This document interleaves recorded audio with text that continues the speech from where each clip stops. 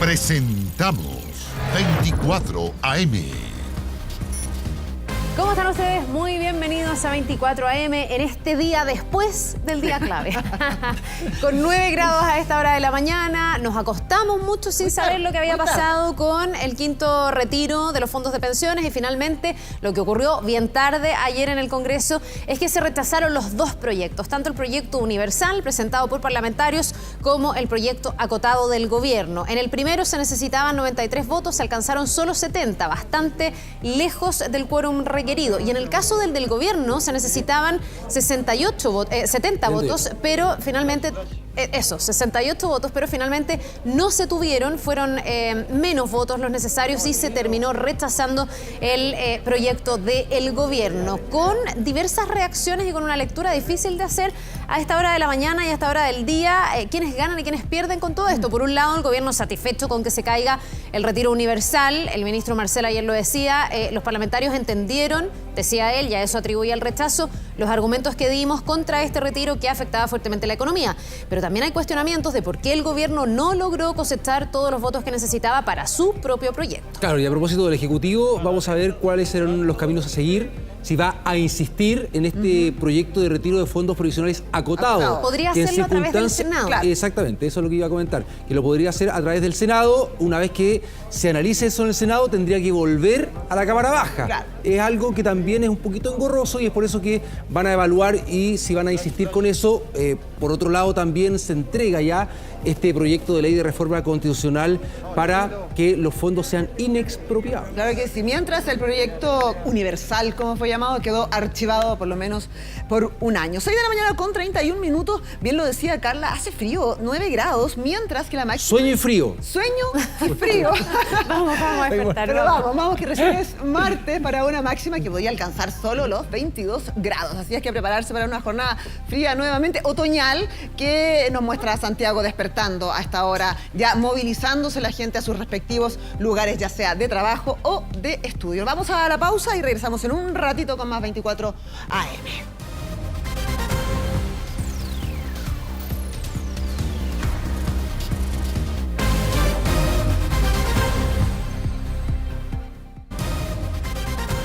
6 de la mañana con 38 minutos, ya estamos de regreso y les seguimos contando lo que ha ocurrido con la que ha sido seguramente una de las noticias que va a marcar no solo el día, sino que también la semana. Con esta caída, esto que finalmente no prosperaran ninguno de los dos retiros, ni el retiro del 10% universal, que fue al final una serie de proyectos presentados por parlamentarios que se fusionaron en solo uno, ni tampoco el proyecto acotado o alternativo que había presentado el gobierno. Hay lecturas disímiles a esta hora de la mañana respecto del gobierno. De si es una derrota o un triunfo. A lo mejor uno podría decir es de dulce y de agraz. De dulce porque se cae definitivamente el quinto retiro de los fondos de pensiones. El gobierno y particularmente el ministro Marcel había advertido del perjuicio que esto tenía para la economía y esperaban efectivamente que esto no se aprobara y que esto no prosperara. Para eso, de hecho, presentaron este retiro acotado y finalmente lo logran frenar el quinto retiro universal. Pero lo que no logran, y ahí está la segunda derivada y la segunda lectura, es lograr unidad entre sus coaliciones para poder aprobar el proyecto propio que había sido trabajado con los partidos y no de forma igualitaria. Y ahí hay una crítica también. Se criticó mucho al ministro Jackson por la forma en que se desarrolló ese retiro acotado, hablando más con el Partido Comunista y con el Frente Amplio que con el Partido Socialista y el PPD, por ejemplo, donde quedaron algunas esquirlas y algún fuego cruzado. Vamos a revisar cómo reaccionaron estos dos ministros, protagonistas absolutos de esta discusión, el ministro de la SECPRES, Giorgio Jackson, y el ministro de Hacienda, Mario Marcel. Porque de todas maneras nosotros como Ejecutivo ahora nos volcamos de manera total a cumplir con el mandato que tenemos, que es proponerle al país una reforma integral y significativa al sistema de pensiones para poder garantizar la seguridad social que durante tantos años o décadas las chilenas y chilenos no han tenido. Creo que los argumentos que pusimos sobre la mesa fueron comprendidos por los parlamentarios y parlamentarias. Creo que se entendió claramente que este era un escenario distinto del que había en el primer retiro y en las oportunidades anteriores, y que el daño que esto habría provocado a la ciudadanía habría sido mucho mayor que cualquier beneficio puntual que hubiera generado para determinadas personas, grupos, etcétera. Ya, ahí los argumentos entregados por los ministros, a quienes Carla mencionaba, Giorgio Jackson, el ministro de Hacienda también, Mario Marcel. ¿Qué dijeron desde la oposición con este reclamo? Y a propósito de estos dos personajes, ¿no? Lo que señaló el diputado de Renovación Nacional, Jorge Durán, quien dijo que, bueno, ambos ministros tienen que hacerse cargo de la realidad económica del país y que deben dar un paso al costado. Sí. Rarísima la petición. Sí, en todo bueno, caso. totalmente rarísima. Bueno, las últimas acciones que han realizado algunos parlamentarios del Congreso, sobre todo en este proyecto de retiro del 10% de los fondos provisionales. ¿Qué dijo el diputado Durán? ¿Qué dijo el diputado Bobadilla? Vamos a escuchar de inmediato declaraciones desde la oposición a propósito de estos dos proyectos de retiro de fondos provisionales que fueron rechazados en la Cámara Baja. Yo creo que con esto el ministro Jackson y el ministro de Hacienda deben dar un paso al lado. Y que este gobierno se haga responsable de impulsar en conjunto con los parlamentarios el sexto retiro real, que se haga cargo de la realidad que está viviendo nuestro país. La Cámara de Diputados ha dicho no a aquellos que quieren utilizar los recursos previsionales de los trabajadores para afrontar las graves consecuencias de la pandemia. A la vez, es un llamado para que el gobierno, con recursos propios, asuma el costo de la pandemia y que este costo no lo paguen los trabajadores. Claro que sí, ahí estaban entonces las declaraciones y vamos para el otro lado, para las declaraciones de parte del oficialismo. Vamos a escuchar lo que dijo Miguel Ángel Calixto, el diputado de la Democracia Cristiana también, Yael Yaumans, diputada de la Convergencia Social, y también René Alinco, que fue uno de los diputados independientes que impulsó también este retiro universal, cuando en las imágenes también veíamos que volvieron los carteles, las poleras, las consignas y los gritos. Y yo creo que el gobierno tiene mucho que revisar respecto a los procedimientos políticos en la Cámara de Diputados.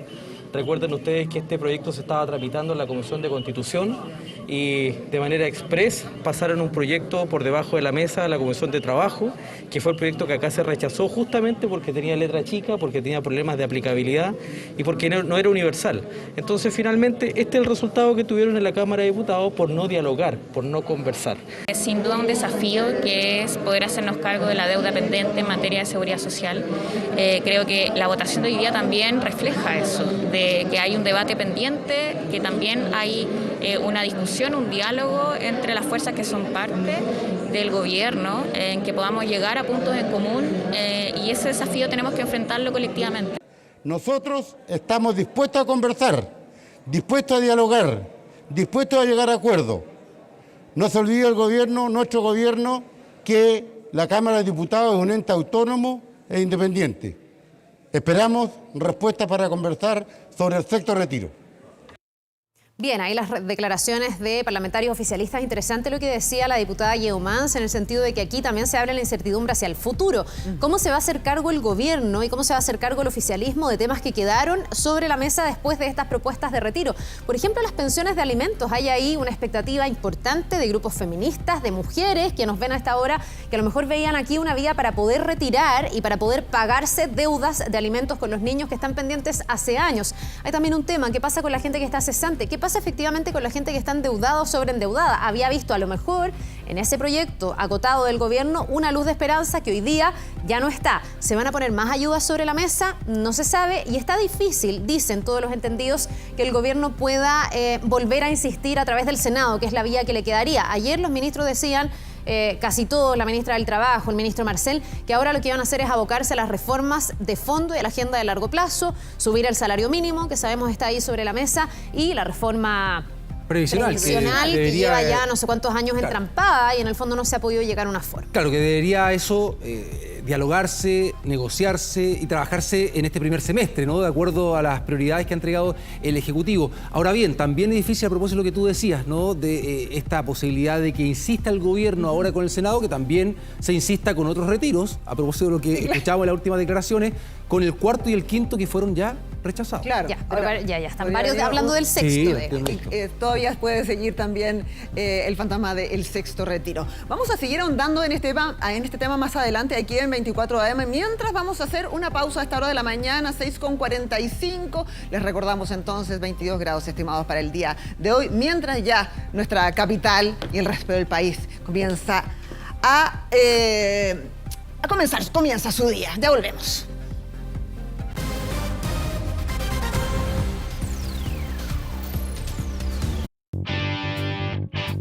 Muy bien, estamos de regreso con información del arbitraje del fútbol chileno. Con el revés, con la segunda parte de la serie, podríamos decir, con el vuelco. ¿Qué pasó, Sí. Gustavo Huerta? Bueno, esto a propósito de una información ya entregada oficialmente por parte de la NFP con el oficial de cumplimiento, ¿no? Quien hace la investigación a propósito de la denuncia que hubo por posible arreglo en el partido de Huachipato con Copiapó, el penal en cuestión, con ese diálogo que había establecido Francisco Gilabert con un amigo, ¿no? Donde había dicho que había sentido la presión desde el VAR, que desde el VAR le dijeron menos mal que cobraste penal porque para Santiago es penal, que había un supuesto llamado, en fin, de acuerdo a la investigación que se realizó en la NFP. 14 días más o menos. Claro, de acuerdo a los testimonios entregados por varios involucrados en este caso, dice que finalmente no hay amaño de partido, no hay arreglo de partido y que finalmente se buscó con esta situación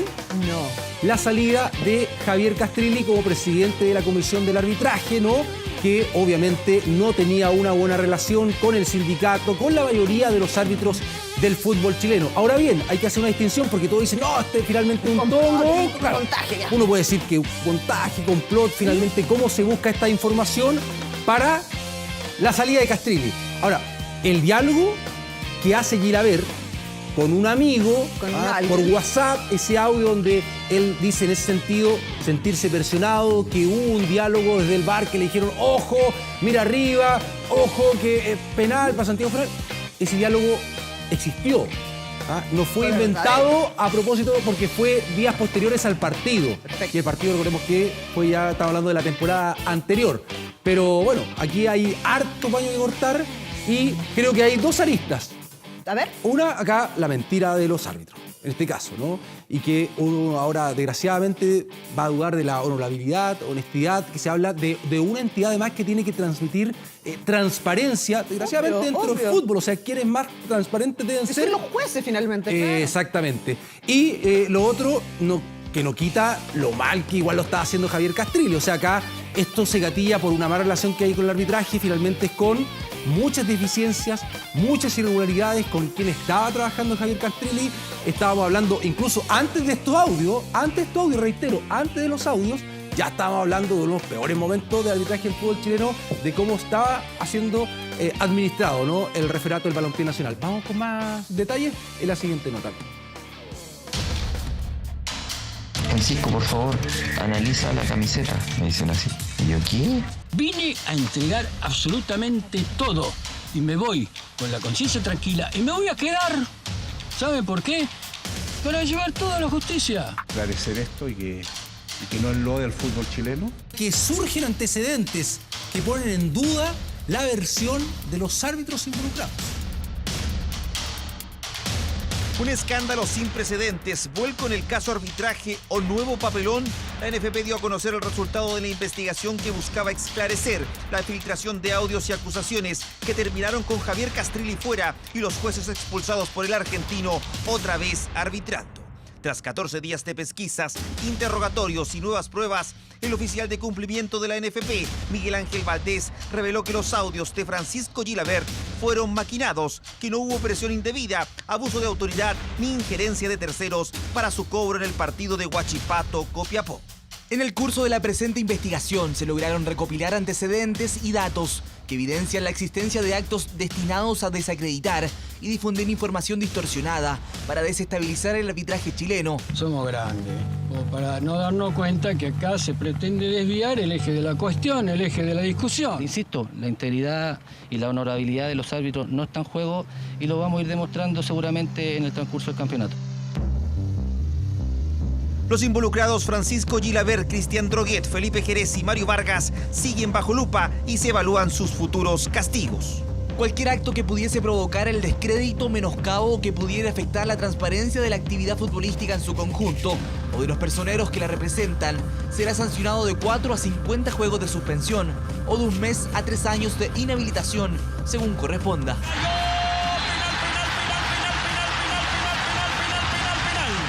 Yo veo penal abajo, veo penal arriba. Perfecto.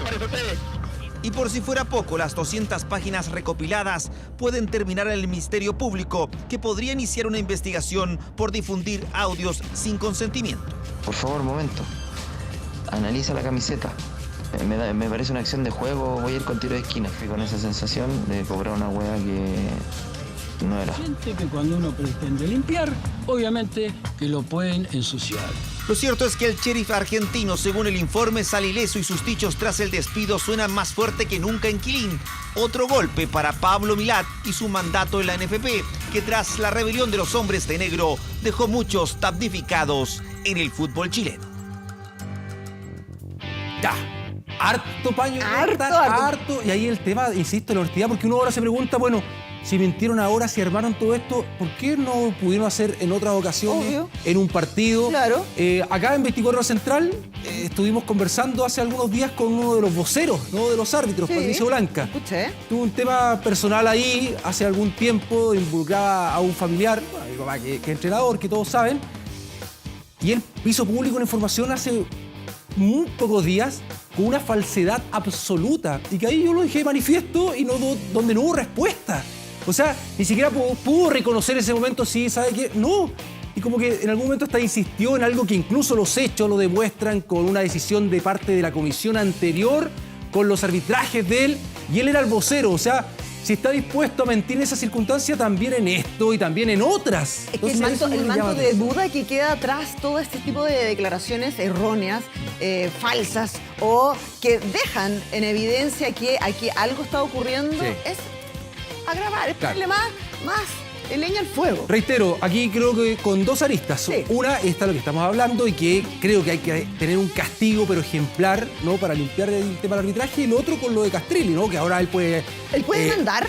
Interponer acciones judiciales, sin duda, por el despido que tuvo de parte del NFP. Ahora bien, lo que creo, no quita lo malo que estaba haciendo. O sea, recordemos que algunos partidos no llegaron árbitros, vaya que sea un partido amistoso, sí, en partidos de divisiones menores no llegaban los árbitros, irregularidades con respecto a la evaluación que tuvieron los árbitros, se argumentaba rendimiento, cosa que no era así, demostrado, digamos, en cancha y en el papel, con estos despidos y prácticas antisindicales, bueno, en fin.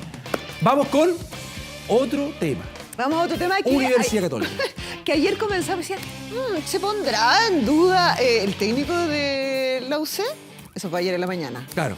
Hoy día estamos hablando de cosas. En un ambiente insostenible, ¿no? A propósito de ya la decisión entregada ayer, ¿no?, cerca de las 9 de la noche por parte de Cruzados, con la salida, la desvinculación, el término del vínculo contractual del hombre en pantalla de Cristian Paulucci como director técnico de Universidad Católica. No jugaba bien la Católica, más allá de los resultados, no tenía buen rendimiento. Quizás lo había salvado esa victoria agónica en los últimos minutos frente a Sporting Cristal por Copa Libertadores. Perdió en la última fecha 1-0 frente a Huachipato, una Universidad Católica que está en un 10º puesto, pero es el equipo que más derrotas tiene en el torneo, más que el colista, tiene 6 derrotas. Tiene harta cantidad de goles en contra, 16 junto a Coquimbo Unido. Son los equipos que están después de la Serena con más goles en contra. La Serena tiene 20, Coquimbo y Universidad Católica 16, para un plantelazo, si hablamos de fútbol chileno. O sea, sí, pues, 2 jugadores por puesto, pero tranquilamente. Y claro, como es el fútbol, Paulucci fue el héroe en la temporada anterior. Claro. Dirigió 14 partidos en el torneo nacional, 14 y perdió 1, y el resto los ganó todos. Ganó 13, perdió 1, logró el título de campeón, tetracampeonato de Universidad Católica, y ahora comienza de esta manera. 10 fechas y mal rendimiento de Universidad Católica. Se va a Cristian Paulucci. Claro. Oye, ¿qué va a pasar? ¿Quién va a llegar? ¿Hay nombres? Hay nombres. ¿Hay una cartilla? ¿Hay alguien que ya está apostando por alguno? A ver, de acuerdo a la información que entregábamos ayer, es que están barajando nombres, pero no hay uno fijo. No hay uno fijo. O sea, estamos finalmente con la selección chilena. Por eso querían aguantar un poco el tema de Paulucci, ¿no? Pero ya era insostenible, reitero. Ese es como el concepto de lo que finalmente estaba ocurriendo en la Universidad Católica. Se habla de Eduardo Berizzo. Ayer algunos, por ejemplo, decían Juan Antonio Pizzi, el ex técnico de la selección chilena, que de hecho está acá en nuestro país por temas familiares. Ya. hay otros técnicos que también extranjeros que han estado en Chile por motivos familiares y al final se han terminado quedando. Quizás puede ser este caso, pero vamos a ver finalmente qué ocurre con Universidad Católica, quién va a llegar, quién se va a quedar como interino, porque no estaba esto dentro del comunicado de Cruzados de quién va a quedar ahora al mando en estas próximas prácticas, y también el partido no menor del día domingo frente a Colo-Colo. Colo-Colo, cuyo técnico Gustavo Quintero se sigue quejando por la programación. Él dice, ¿por qué no programamos para el día sábado? Y vamos a tener que jugar el día domingo. Le pone salsa. Y 3 días después vamos a jugar por Copa Libertadores frente a River Plate. Mira.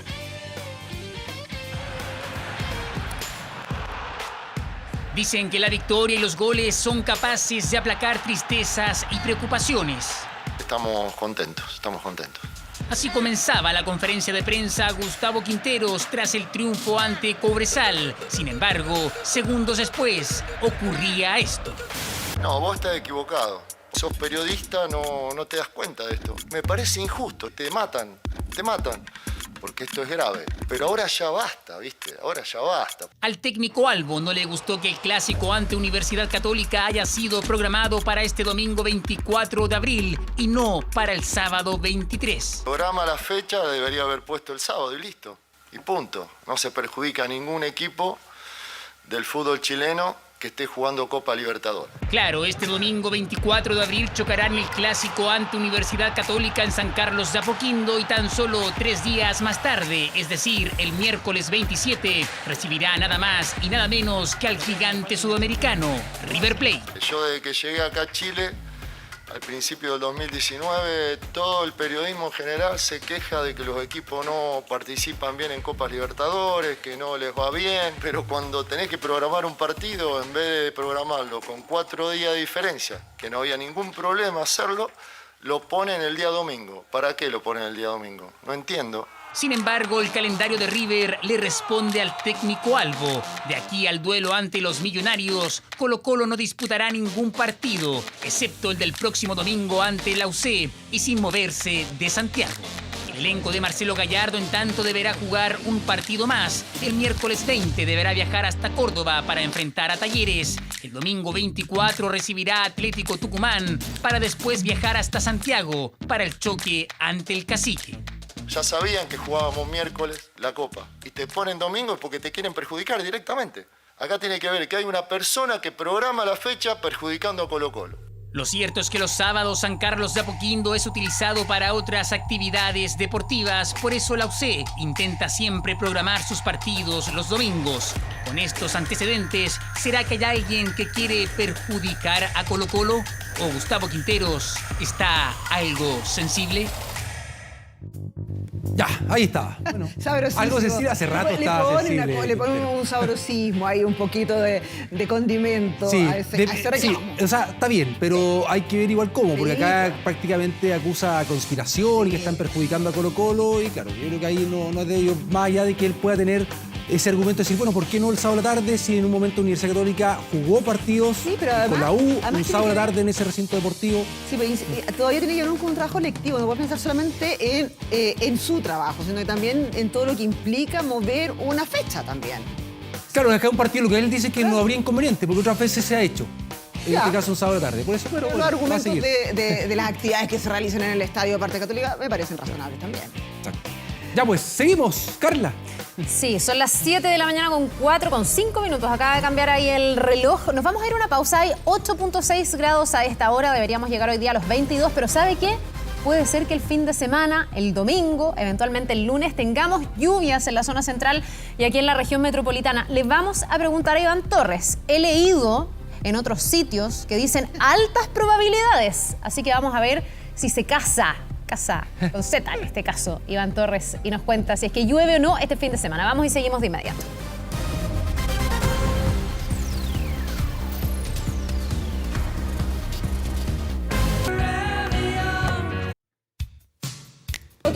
Otro sol. Nuestro sol de Chile. Tiene hartas canciones buenas. Y algunas que no son... ¿Cuál es la que más te gusta? Ya, me gustan varias. Me gusta esa de Jackson 5. ¿Cuál? No culpes a la noche. No culpes a la noche, muy buena. No es de él, pero también la canta. No, me gusta. Tiene hartas canciones. Tiene para todo. Pero la que más te gusta, porque tiene muchas al final. Tiene muchas, no podría decir una. Tiene muchas, me gusta hartas, tienen varias. Cuando calienta el sol. Esa te vamos a regalar. Esa sí, esa me gusta. ¿Sabes por qué? Porque me gusta el verano. Ya. También el otoño. Es como meteorológica. También la primavera y también... Es que tiene una coreografía. No, pero el verano tiene su gracia, ¿sí o no? Oye, es que esta Vacaciones, sol, este es buenísimo. Es meteorológica. Sí, por supuesto. Cuando calienta el sol. Sí. Un pasito, pues, Iván. No. Hasta ahora no. No quiero que baje rating, así que dejémoslo así nomás. Ah, ¿verdad? Oye, sí, uno se acuerda de Germán Valenzuela, ¿se acuerdan en el Buenos Días a Sí, Todos? pues. Caía Carnesa también, ¿no? Sí, Por era esa canción. la canción. Era la cortina. Era la cortina de presentación de sus móviles. Cortina, sí. ¿Esta es cortina o no? Sí, te acuerdas. No ¿Cuál era la me tuya? acuerdo cuál era, pero totalmente. Cada uno tenía su cortina de presentación. Oye, Gustavo no, pero Gustavo estaba alegando. Sí, qué alegado. No alegando, pero dijo, a mí me encanta Luis Miguel, dicharachero, Sí, ¿verdad? baila. Sí. Pero, y yo creo que es verdad, porque lo conozco y es así, dijo, yo soy un hombre romántico, así que me quedo con las románticas de Luis Miguel. ¿Con cuál? Palabra de honor. ¿Ya? También etapas, ¿no? La incondicional. Buena, la Buena, incondicional. muy buena esa, sí. Mira, Bueno, mire. Una vida. Y la canta. Esto es de karaoke, ¿no? Además. De fiesta de 11 años. En El Salvador, con convivencia. Ya, pero La fiesta aquí- Que había que llegar con el paquete de galletas, con la bebida, muy bien. para Qué disfrutar. linda. Bebida, pero con Bien. alcohol o sin alcohol. ¿Ah? Con o sin alcohol. Sí, no, tenía como sí, pero 11 chiquito. años, 10 años. Era chico. Bueno, pero... Sí, este hombre es muy sabe. joven. Esto es joven. Muy joven. No, pero aquí el señor director está frito, tiene que esperar que llegue el coro. Sí, porque no, el resto soy Cantarlo a todo pésimo. pulmón, ¿no? ¿no? Mira, aquí viene. Vamos. No, Ay, que- Ahora bien, mira, ¿no? mira. Bien. Dale. Te voy a olvidar.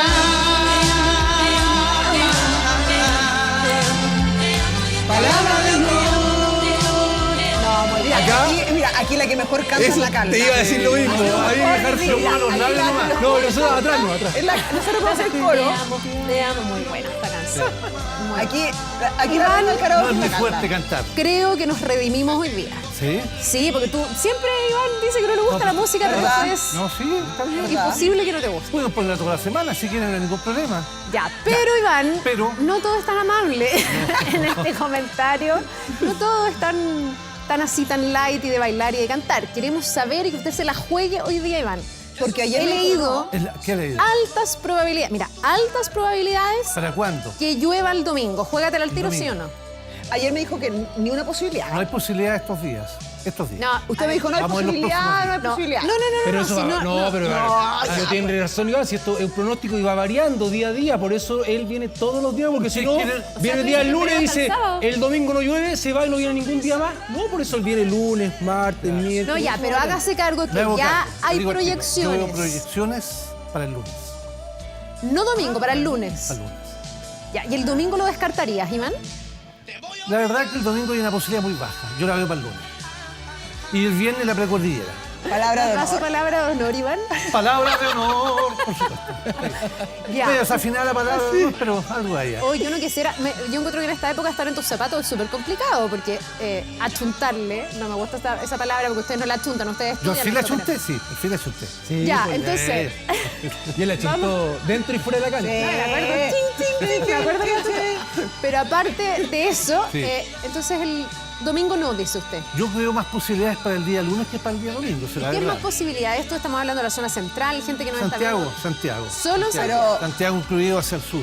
¿Ya? Es un sistema frontal. Mira, hay una cosa bien interesante el día de hoy.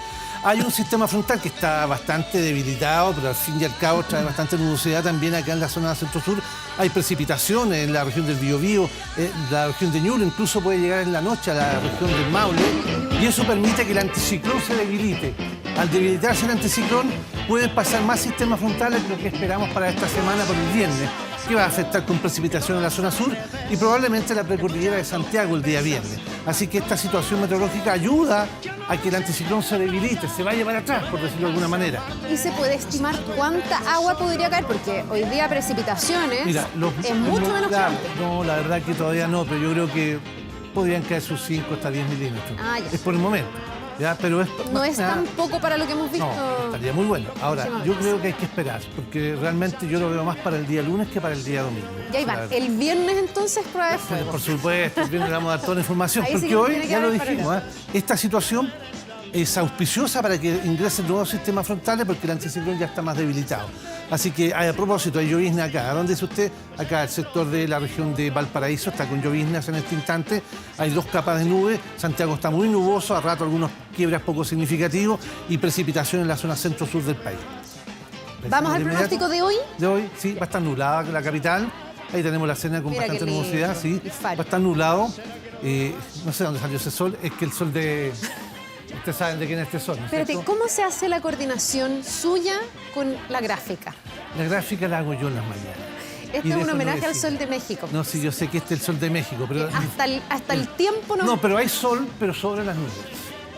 Sobre las nubes, porque abajo la nube está nublado. Tú dices que va a permanecer todo el día nublado. Va a estar nublado, la tarde queda parcial, pero en la mañana muy nublado, una máxima, eso sí, bastante bien. Mira, ya está, ahí en el fondo estamos ya 22 revisando. grados de máxima el día de hoy, Está cielo nublado variando a parcial y se nubla nuevamente en la noche.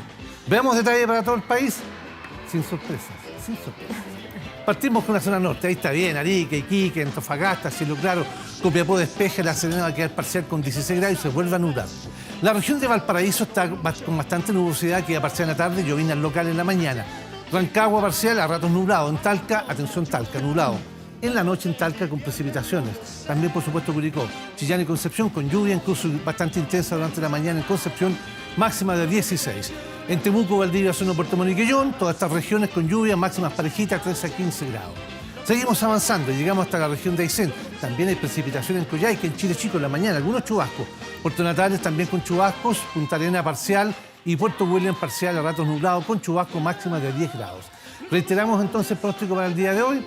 Bastantes nubes en la capital, a ratos parcial, en la tarde sí va a quedar parcial, pero lo más importante es destacar que los próximos días vamos a tener mucha nubosidad acá en la capital, especialmente el viernes, que va a estar nublado por lo menos durante gran parte del día, después incluso despeja, y hay una posibilidad de chubascos en la precordillera el día viernes. Y para Santiago, yo me la juego más por el lunes que el domingo. El domingo tal vez la tarde, pero sí el día lunes se ve algo con mayor probabilidad. Hablaste de la precordillera y estamos con imágenes de Farellones. Así es. Muy lindo, ¿eh? ¿Algo de probabilidad de lluvias entonces para este sector, por ejemplo? Sí, el día viernes puede que caiga algo muy poco en Farellones, vale, si ya estamos hablando de cordillera el día viernes, y probablemente también ahí, yo diría domingo noche, pero más que nada el lunes. Ya. Vamos a seguir analizando eso porque esto está actualizando. Sí, se mueve No, muy mira, rápido. tenemos de aquí al viernes. El viernes usted nos dice precisamente lo que va a pasar el fin de semana. Sí. Me quedé, se nos fue la música, pero me quedé con el pendiente de que nos hiciera el pasito de la que pidió. Pero Se ya. fue, pues, hubiese estado la música, lo hago. Pero sí puedo hacer algo diferente. A ver, está igual. Más, pues, No, pero igual. Fome. Y se fue nomás, Oye, igual. ¿sabes quién también se fue? ¿Quién? El quinto retiro.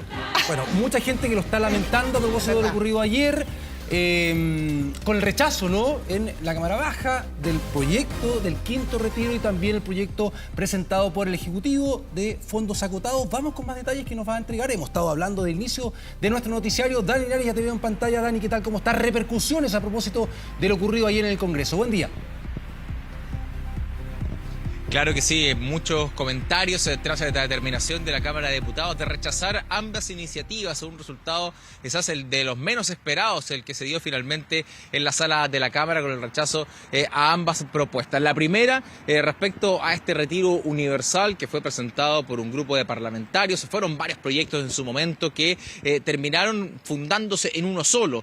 Sin embargo, no tuvo el respaldo necesario. Requería de 93 votos para poder seguir su tramitación, venía de un informe negativo en la comisión, por ende de haber sido aprobado debía volver a la Comisión de Constitución de la Cámara, pero eso no ocurrió porque claro, de los 93 votos que requería solo obtuvo 70 votos, no estuvo ni cerca de obtener la votación requerida para continuar con su tramitación, por ende este proyecto inmediatamente pasa a ser archivado dentro de los proyectos que son rechazados por la sala de la Cámara y tramitados anteriormente en diversas comisiones. Un resultado que sin duda nos deja conforme a quienes impulsaron este quinto retiro de fondos de ahorros previsionales de forma universal y también, por cierto, algunas personas que esperaban también este dinero, ¿no? Contaban quizás con él entendiendo que podría haber tenido una tramitación favorable. ¿Y qué pasó con el otro proyecto que fue la alternativa del Ejecutivo? En medio de esta tramitación del debate parlamentario,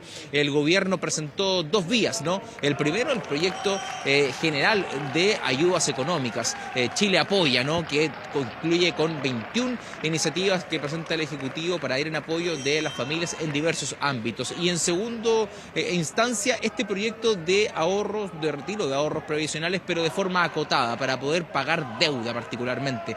Que ese dinero no quede en el circulante y así no afectar la inflación, pero que sí se pueda permitir pagar deuda de algunas personas y además cumplir con las obligaciones de alimentos, que había sido también una de las temáticas de los retiros anteriores. Este proyecto lo permitía y además lo generaba de forma permanente, es decir, que siempre se pudiera recurrir al ahorro previsional para poder pagar, saldar la deuda de alimentos de aquellos padres que no cumplen con su obligación con sus hijos. Por ende estaba también aquella posibilidad, pero fue rechazado. En el caso de aquel proyecto, el gobierno tiene la oportunidad de poder presentarlo nuevamente, pero a través de la sala del Senado. Eso será materia de discusión, por cierto, durante toda esta jornada, si es que va a insistir por esta vía o se va a presentar alguna iniciativa desde otro punto de vista para poder ir en ayuda de la familia. Vamos a revisar reacciones del ministro de Hacienda, que ayer latamente estuvo explicando los efectos que iba a tener este retiro, los que ya tuvo en el pasado el retiro de ahorro previsional, incluso agregando un dato, decía el ministro Marcel ayer en la sala de la Cámara de Diputados, quienes pretenden que con estos retiros se afecta a la institución, ¿no?, a las AFP, a las empresas, están muy equivocados, decía, porque daba cuenta de las utilidades, de cómo fueron creciendo producto de los retiros, porque al tener menos personas cotizando deben contar con menos respaldo de dinero ahorrado, por ende ese dinero lo pueden repartir dentro de sus ganancias y así se les realizan en el fondo un favor. En ese sentido, decía el ministro de Hacienda, que es todo lo contrario a que ellos pensaban, que con esto se estaba destruyendo el sistema de las AFP. Vamos a revisar declaraciones de los ministros en primera instancia. Hablamos del ministro Marcel y también de la ministra del Trabajo, ya que también lo señaló el propio ministro de Hacienda, se va a adelantar la presentación ya de la reforma previsional del Ejecutivo. Se pensaba para fines de este año, pero se va a adelantar ya al menos un par de meses para poder tener algo en concreto respecto al cambio del sistema previsional. Creo que los argumentos que pusimos sobre la mesa fueron comprendidos por los parlamentarios y parlamentarias. Creo que se entendió claramente que este era un escenario distinto del que había en el primer retiro y en las oportunidades anteriores, y que el daño que esto habría provocado a la ciudadanía habría sido mucho mayor que cualquier beneficio puntual que hubiera generado para determinadas personas, grupos, etcétera. Vamos a impulsar concretamente los diálogos tripartitos previsionales que se van a realizar a contar de la semana del 27 de abril, porque estamos convencidas y convencidos que nuestro sistema de pensiones requiere virar hacia un verdadero sistema de seguridad social. Proceso de consulta ciudadana que luego dará origen a la propuesta del Ejecutivo en torno al cambio al sistema previsional, algo que ha sido anunciado, entonces se va a adelantar en su presentación para poder contar con alguna iniciativa de forma concreta de cómo se va a ir mejorando las pensiones de los cotizantes hoy, que están en una situación bien incómoda respecto al sistema actual, el sistema previsional de las AFP. Si hablamos de reacciones, la verdad que hay para todos los gustos. Durante la noche se dieron una serie de declaraciones de quiénes ganaron, quiénes perdieron. Algunos ven en esto un empate. Hay una serie de interpretaciones que se han presentado por los parlamentarios de lado y lado, ¿no? Entendiendo que para algunos dicen esto es una derrota del gobierno porque no pudo articular los votos necesarios para poder impulsar el proyecto que ellos se presentaron, y por otro lado es una victoria del gobierno porque finalmente no se concreta este retiro de oro provisional del cual ellos habían planteado su negativa desde un inicio en esta tramitación. Opiniones que se dieron, por cierto, de ambos sentidos, que las escuchamos de inmediato a esta hora de la mañana. Esta derrota no es ni del gobierno, como lo dijo el parlamentario que me antecedió en el uso de la palabra, ni es tampoco de la Cámara, es de la gente. La gente se quedó sin su dinero y el gobierno se dio el gusto de que no se le entregara su dinero a los chilenos. Nosotros estamos dispuestos a conversar, dispuestos a dialogar, dispuestos a llegar a acuerdos. No se olvide el gobierno, nuestro gobierno, que la Cámara de Diputados es un ente autónomo, e independiente. Esperamos respuestas para conversar sobre el sexto retiro. Yo creo que con esto el ministro Jackson y el ministro de Hacienda deben dar un paso al lado. Y que este gobierno se haga responsable de impulsar en conjunto con los parlamentarios el sexto retiro real, que se haga cargo de la realidad que está viviendo nuestro país. Creo que el gobierno fue claro en señalar la relevancia de no continuar con los retiros como política pública, dado el efecto inflacionario que tendría en los bolsillos de trabajadores y trabajadoras, y obtuvo una posición de amplio respaldo. Me hubiese gustado también que hubiese existido una posición de amplio respaldo en un proyecto del gobierno que buscaba hacerse cargo de las más de 70.000 familias que hoy día buscan cobrar pensión de alimentos. Debate parlamentario finalizado en torno a esta iniciativa, pero un debate político que se abre durante todo este día respecto a la determinación que ha tomado la Cámara de Diputados de rechazar ambas iniciativas. Habrá sin duda una serie de reacciones del ámbito político y también del Ejecutivo, a ver si también hay opinión al respecto de cuáles van a ser los pasos a seguir en esta materia. Sí, absolutamente. Seguramente hoy día vamos a tener recriminaciones cruzadas, mea culpas, también proyecciones y a lo mejor algún tipo de medidas sobre la mesa para ver cómo se responde a esas necesidades sociales que siguen estando y permaneciendo más allá de la caída de estos proyectos de ley. Muchísimas gracias, Dani. Cualquier cosa estamos de regreso. Nos vemos. Abrazo. Sí. Buenos días. Y de Dani Linares, rápidamente vamos a convocar a Fabián Collado, que ya lo vemos ahí sin mascarilla, bastante abrigado el día de hoy, para que nos cuente las últimas informaciones de esta mañana. Fabián, buenos días. Muy buenos días, Carola, Carla, Gustavo. Claro, servirá de algo también la mascarilla para estas jornadas cuando hacen un poco más frío, para tener algo de calor aquí en la cara. La verdad que hoy día está bastante helado las calles de la región metropolitana, así que para que salgan abrigados. Vamos a revisar informaciones que han ocurrido durante las últimas horas y nos trasladamos a la comuna de Puente Alto, donde vecinos denuncian olas de portonazos que están ocurriendo en todo el sector de Protectora de la Infancia, la parte posterior de la municipalidad, para la gente que no conoce la zona. Ustedes van a ver las imágenes de la calle Los Castaños, cómo dos mujeres estaban llegando hasta su domicilio, y es ahí cuando fueron intimidadas por un grupo de delincuentes, los cuales por poco las atropellan, como ustedes estaban viendo en pantalla, pese a que no querían ser víctimas de la delincuencia y que en evidencia en las imágenes de televigilancia los delincuentes con armas de fuego incluso terminan botando a las víctimas para apoderarse de su vehículo y luego darse a la fuga. No es primera vez que ocurre este tipo de asaltos en dicha zona de la región metropolitana. De hecho, dicen que existen algunas cámaras de seguridad efectivamente que han sido instaladas por parte de la municipalidad, existe alguna vigilancia, pero todo es escaso, o sea, falta todavía para poder erradicar o sacar un poco este tipo de delitos en dicha zona de Santiago. Vamos a revisar declaraciones por parte de los vecinos ahí del sector de la calle Los Castaños en Puente Alto. Últimamente ha sido en muchas ocasiones han hecho aquí portonazos. Ya, a ver, en este mes, en 40 días, 3 portonazos. Uno frustrado y 2 han llevado a cabo y nos sentimos impotentes porque no podemos hacer nada, porque somos víctimas y los victimarios tienen mayores defensas, tienen mayores beneficios. Estamos muy preocupados por el tema de la delincuencia. Cada vez que uno sale de su casa, uno sale espirituado, uno sale pensando en qué es lo que puede ocurrir.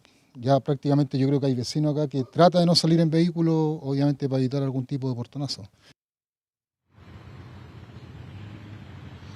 Bueno, entonces es una situación preocupante. Los vecinos denuncian esta ola de asaltos y por lo mismo piden mayor seguridad, que exista en el sector mayor patrullaje, también más cámaras de televigilancia. Y fíjense que no es el único caso en ese sector, porque ahora vamos y nos trasladamos a la comuna de Lampa, algo que ocurrió durante la tarde de ayer.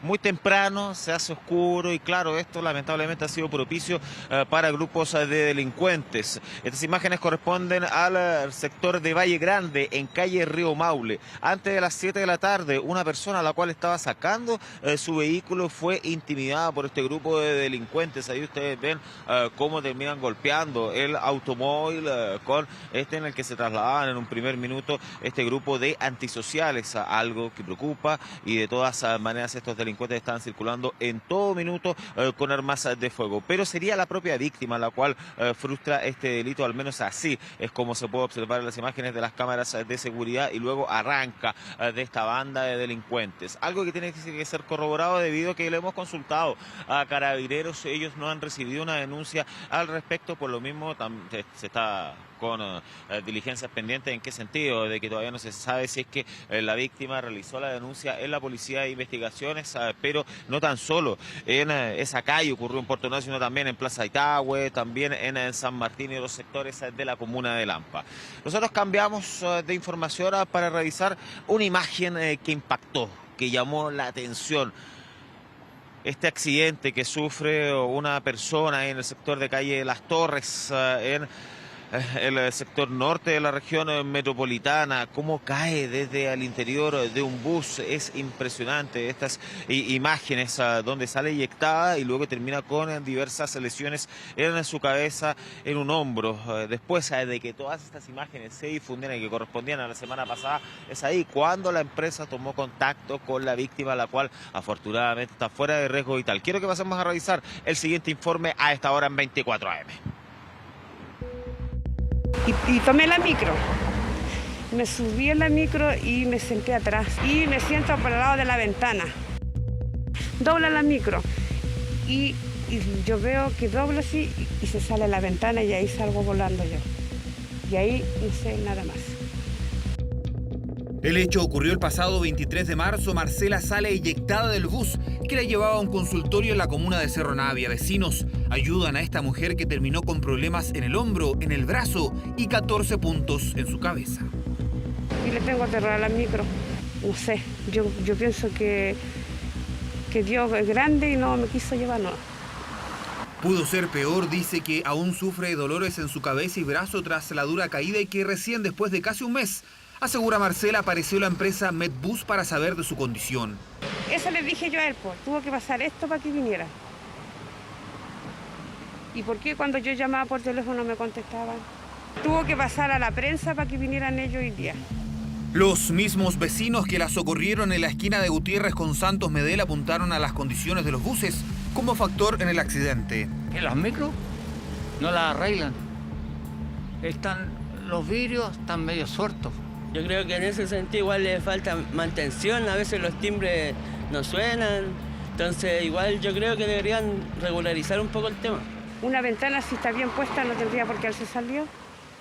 Eso es yo creo que esa ventana está puesta así nomás, porque como dobla y se cae.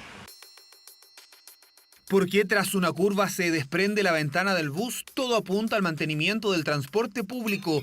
De hecho, solo en este 2022 se realizaron más de 10.000 fiscalizaciones a estos buses y se han cursado más de 4.000 infracciones por documentación, problemas técnicos y de seguridad. Vamos a efectuar la renovación de parte importante de la flota para contar cada día con más buses eléctricos, más buses Euro 6 que cumplan el estándar y la calidad medioambiental y de seguridad que las personas requieren. Un escenario que también ha generado la molestia de la coordinadora de transporte público, que reúne a funcionarios como conductores de buses y que denuncian lo que serían irregularidades en las condiciones de trabajo, pero también de las máquinas. Eso no es aislado, este es una muestra, un botón nomás de lo que nosotros estamos hablando, del peligro que corremos nosotros, tanto como conductores como pasajeros, que no están las condiciones, la empresa no le entrega la herramienta a los mecánicos para arreglar las micros.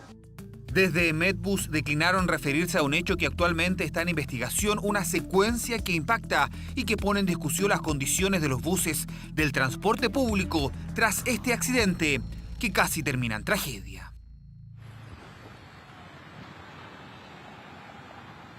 Imagen impactante desde la comuna de Cerro Navia, donde llama la atención que tiene que haber salido los medios de comunicación para que ahí respondieran. Algo que siempre está el interrogante, por ejemplo, los accidentes que hay conductores que sufren con buses del Transantiago y que nunca le responden, y son las empresas. No nos referimos obviamente a los conductores, sino que las empresas nunca se hacen cargo. O sea, no puede ser que luego de esta imagen impactante no hayan tomado cartas en el asunto y recién cuando se hace público se acercan a esta mujer que afortunadamente está en buenas condiciones de salud, pero podría haber contado otra historia, muchachos. Exactamente, tal cual lo señala Fabián Collado, con una imagen impactante lo señalas lo que expresas tú, e indignante finalmente toda la situación que se genera producto de este accidente. Fabián, un abrazo, que esté muy bien. Chao, buenos días. Gracias, Fabián. 7 de la mañana con 37 minutos. Vamos a algo muy importante. Hay distintos bonos del Estado para ayudar a las personas que se entregan permanentemente. Y no sé si es tan conocido que 8 de ellos son exclusivos para mujeres. Queremos conversar de esto con la subsecretaria de Servicios Sociales, Francisca Perales, quien ya está en contacto con nosotros. ¿Cómo está, subsecretaria? Muchísimas gracias por esta entrevista. Muy buenos días. Buenos días.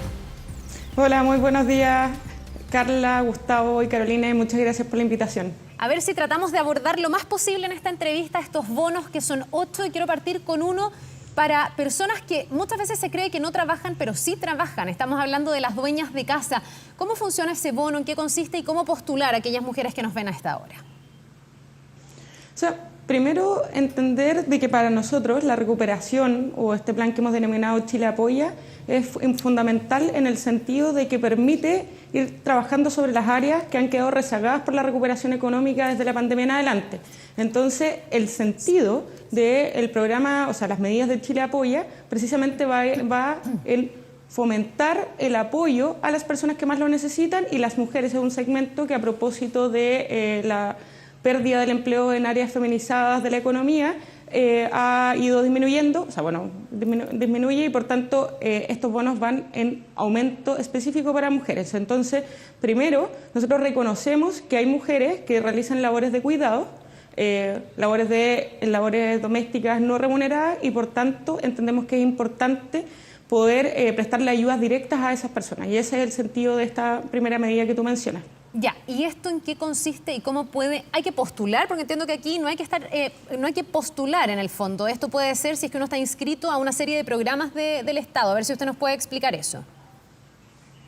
Sí, primero, el registro social de hogares es uno de los instrumentos que mandata la calificación socioeconómica. Entonces, en primer lugar, la mujer tendría que estar inscrita en el registro social de hogares y estar dentro de los porcentajes más vulnerables para poder participar. Lo segundo es que este es un bono que se trabaja regularmente en el Ministerio y que no tiene un periodo de postulación en sí mismo, sino que más bien es algo más permanente. Ya. Y nosotros lo que hemos hecho es aumentar la cobertura. Ya, ¿y ese bono es de cuánto? ¿Cuál es la ayuda? Para el bono jefas de hogar es precisamente un apoyo que permite alrededor de los 200.000 pesos por persona. Ya. Hay otra instancia, otra situación, que son las mujeres que efectivamente quieren participar del mercado laboral. Ahí hay varias medidas y dentro de las que se han destacado, sobre todo en el último tiempo, está el IFE laboral y también el subsidio Protege. A ver, subsecretaria, si podemos explicar en qué consiste esto, porque además se encargan de las dos cosas, que la mujer ingrese al mercado laboral, pero también que tengan con quién dejar a sus hijos, el cuidado, que lamentablemente siempre recae en las mujeres, o casi siempre.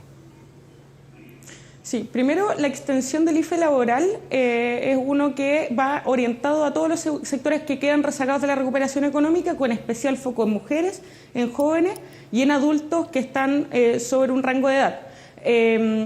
Ahí la idea es poder formalizar o establecer relaciones de trabajo muchísimo más formales, precisamente para ir saliendo de la informalidad, que ha sido uno de los grandes problemas del mercado del trabajo durante los últimos años. Entonces, particularmente hacia mujeres, el IFE laboral lo que hace es crear 190.000 empleos extras para mujeres, y tiene un periodo de extensión hasta el mes de septiembre de este año. Eso es principalmente lo que corresponde al IFE laboral. Particularmente en mujeres, como les decía, 190.000 empleos nuevos, y en el caso del subsidio Protege, lo que hace es extender de 2 a 4 años los subsidios para las mujeres que requieren de buscar lugares para sus hijos, lugares de cuidado para su hijo durante el día, ¿ya?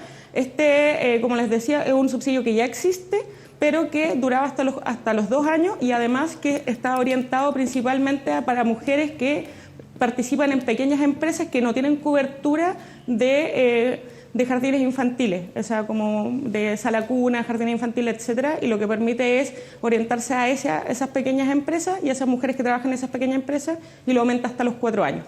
Subsecretaria, para quienes nos están viendo, mujeres que quieren postular, conocer los requisitos, cada bono además tiene sus propias reglas, en el fondo, lo que uno tendría que hacer. ¿Dónde se postula? ¿Hay una página donde pueda encontrar toda la información y hacer la postulación? Sí, hay una página que es chileapoya.cl que tiene todas las 21 medidas que contiene el plan de recuperación inclusiva. Ya, ¿y ahí puedo postular al mismo tiempo o encuentro la información? Ahí se encuentra toda la información y dirige a cada una de las medidas correspondientes pinchando en cada uno de los cuadrados de las 21 medidas, que está en una página dinámica bastante fácil de acceder a esa información. Perfecto, ya, ahí está el dato entonces bien útil para mujeres que nos ven a esta hora, que quieren ver si pueden postular alguno de estos 8 bonos. Les queremos agradecer, subsecretaria, por haber estado con nosotros esta mañana, que le vaya muy bien, que tenga un buen día. Igualmente, muchas gracias. Nos vemos.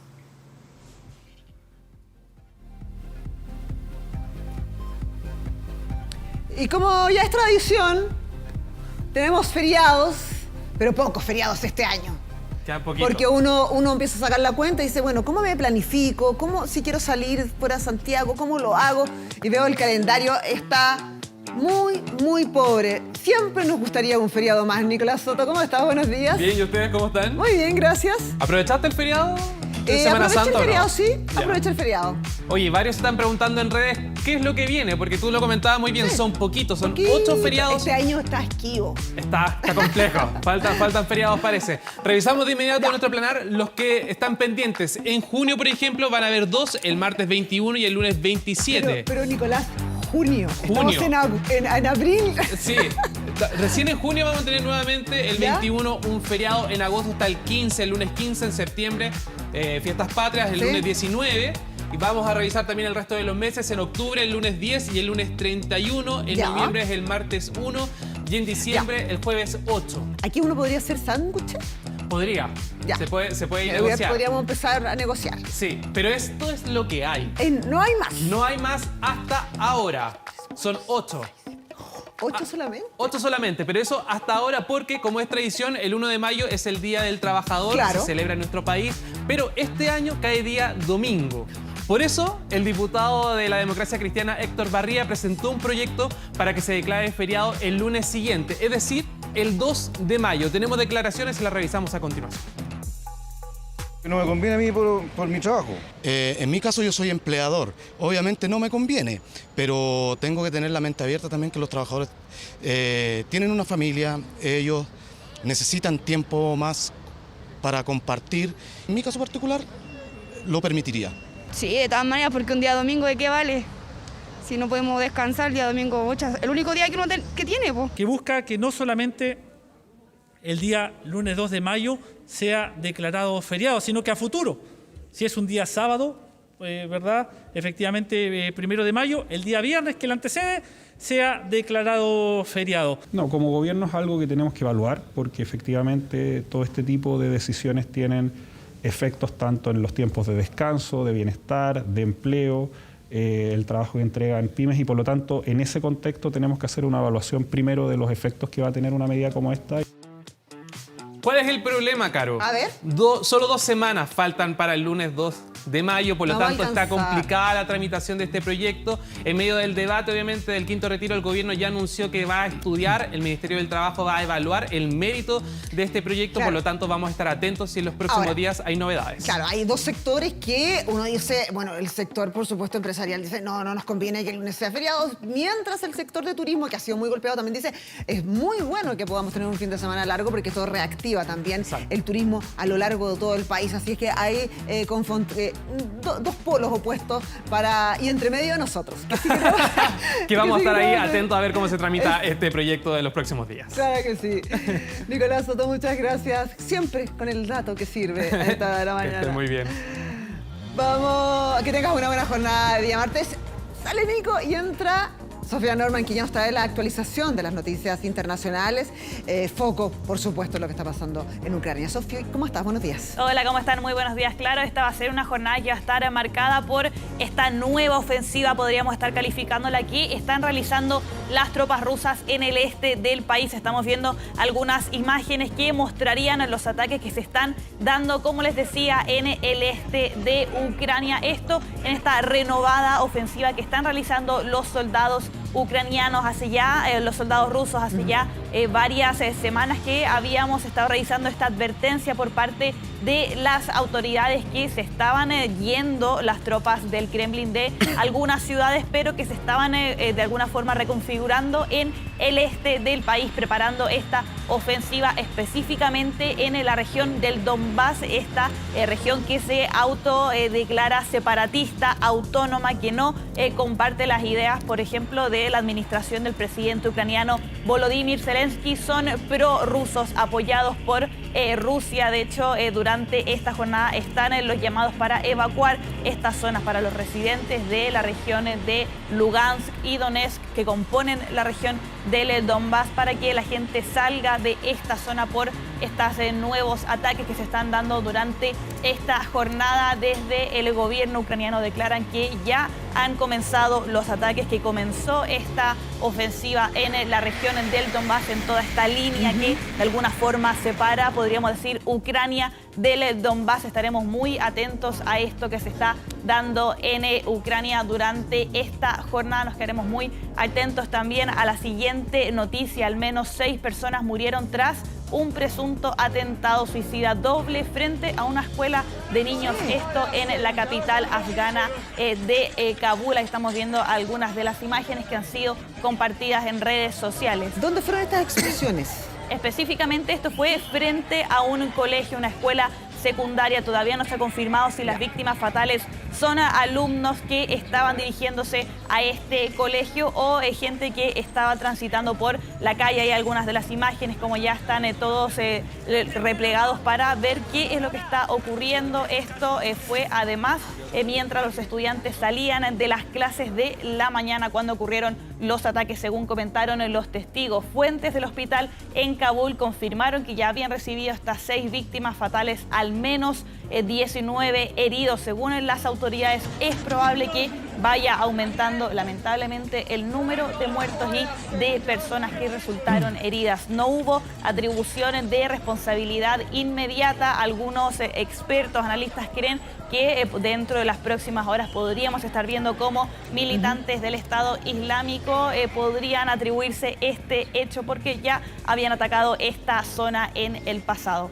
Muy atentos también a todo lo que está ocurriendo en Shanghái, porque reportó este martes otras 7 muertes por COVID-19. Ya son 10 las personas que han muerto desde que comienza este último brote y este posterior confinamiento bien estricto que se está dando en la ciudad de más de 25 millones de habitantes. Las autoridades locales confirmaron que todos los fallecidos eran ancianos, eran personas adultos mayores que tenían condiciones de salud subyacentes y que no estaban vacunados contra el coronavirus. Lo comentábamos ayer, complicado el tema de los adultos mayores allá en el gigante asiático en China, que no se han inoculado contra el COVID-19.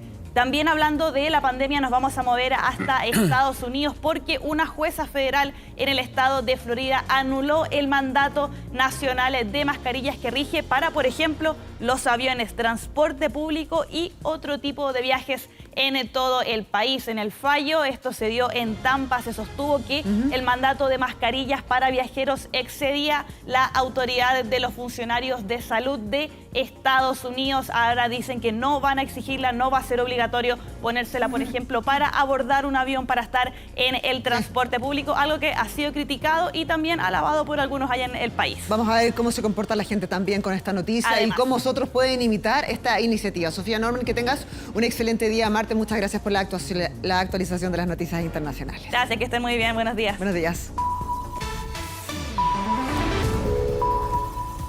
Ahora, 7 de la mañana, 52 minutos. Vamos con esta imagen y la información en la comuna de San Joaquín que nos entrega hasta ahora Carlos Godoy. Carlos, buen día. Muy buenos días, muchachos. Claro, nos hemos trasladado hasta la comuna de San Joaquín. Esto es Santa Rosa con departamental, donde en estos momentos diversos comités de allegadas y llegadas del movimiento solidario Vida Digna de esta comuna, también de la comuna de San Ramón y Los Espejos, están solicitando a la Convención Constitucional aprobar la norma por el derecho a la vivienda digna. Ellos se han reunido en este punto de la capital. Hay un corte de tránsito en estos momentos por departamental en dirección hacia el oriente.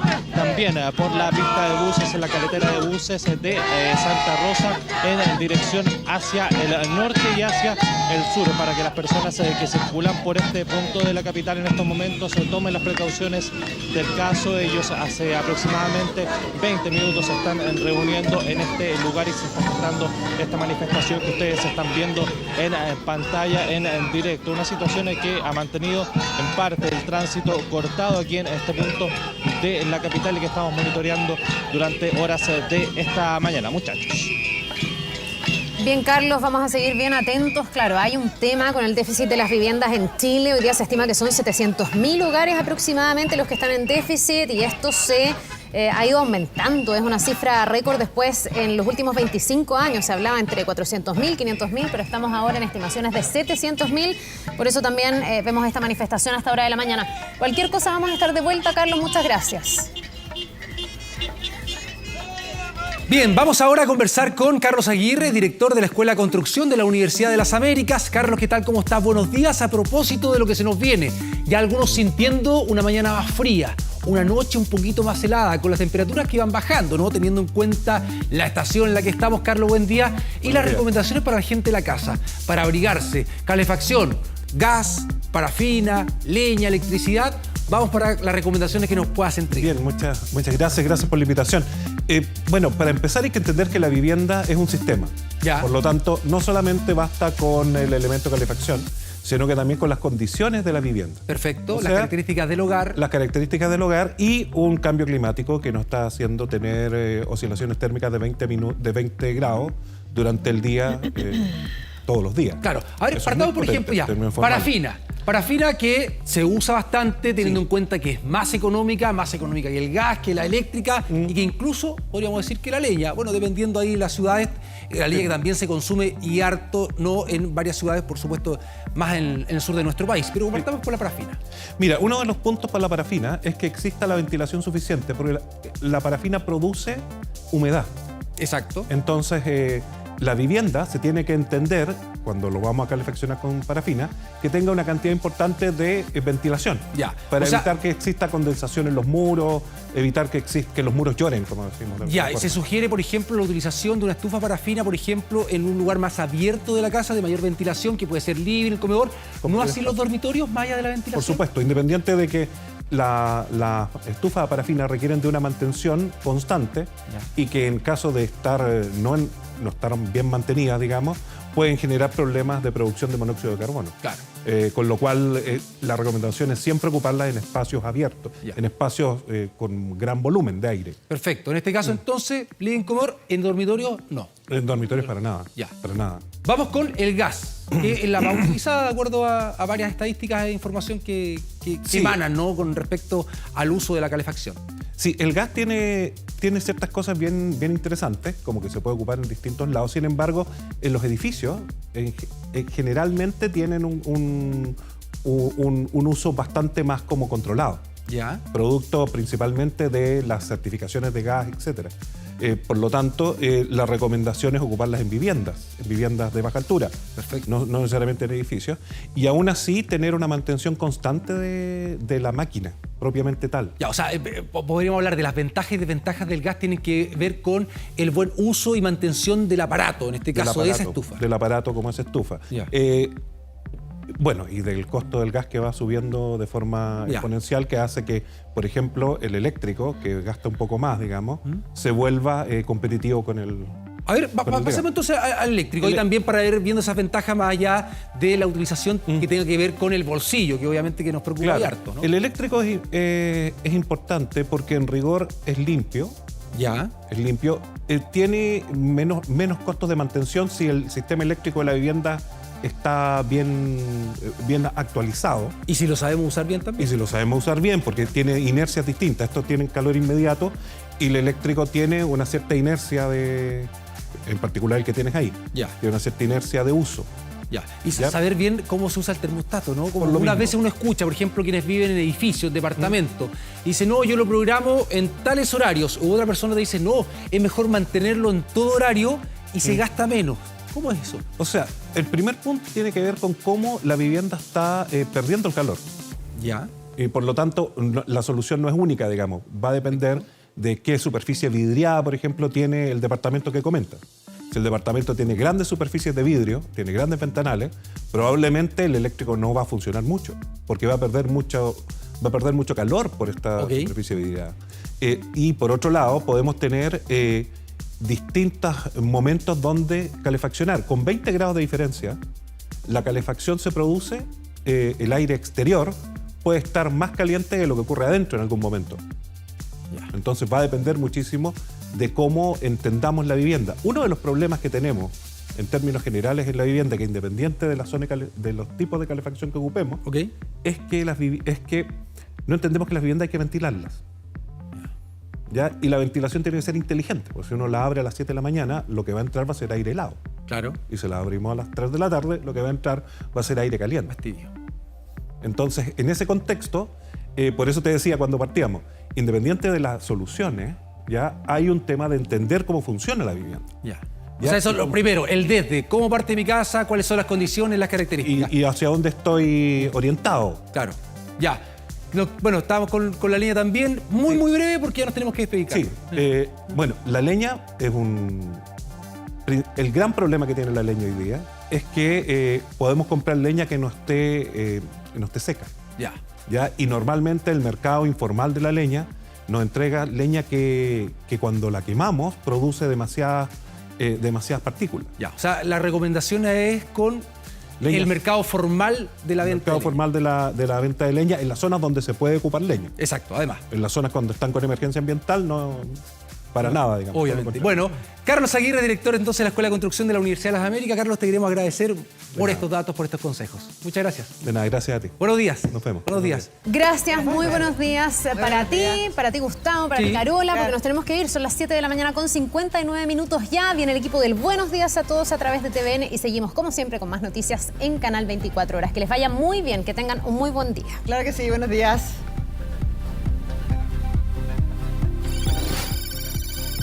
Hemos presentado 24 AM.